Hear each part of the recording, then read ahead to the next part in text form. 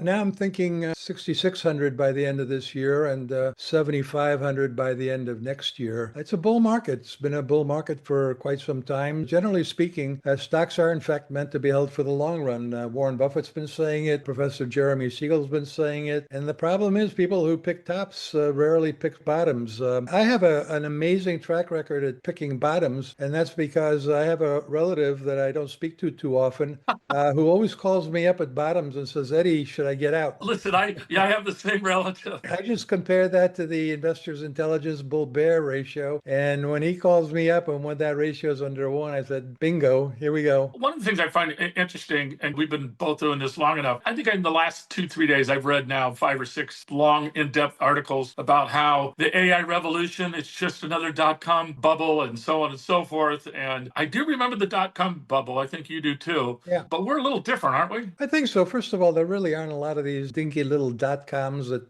have raised a lot of money and burn it and then they're gone. And when they're gone, suddenly all this demand for technology disappears, which is kind of what happened. There was a lot of small companies raising a lot of money that just had an idea and the idea didn't pan out and they burned a lot of money and then they went out of business and investors figured out that there was no point in funding these kind of companies anymore and the whole thing kind of imploded. Also, there was a lot of borrowing in the junk bond market by telecommunications. It's amazing how much money you can make when you lend money to your customers to buy your product. But if they start stiffing you, then you're really in trouble. And that's kind of what happened back then. Here we've got these amazingly cash-rich, magnificent 7 companies that have a tremendous amount of free cash flow and they're investing it. And if the investments go bad, they'll figure something else to do, but they're not going to go out of business. And meanwhile, they're buying a lot of these dinky little companies on their own and trying to leverage up what they do into bigger businesses. It makes a lot more sense than sort of the model we had back during the tech bubble and tech wreck in the 1999-2000 period. Watch the full episode of Money Mavericks by clicking on the link in the description.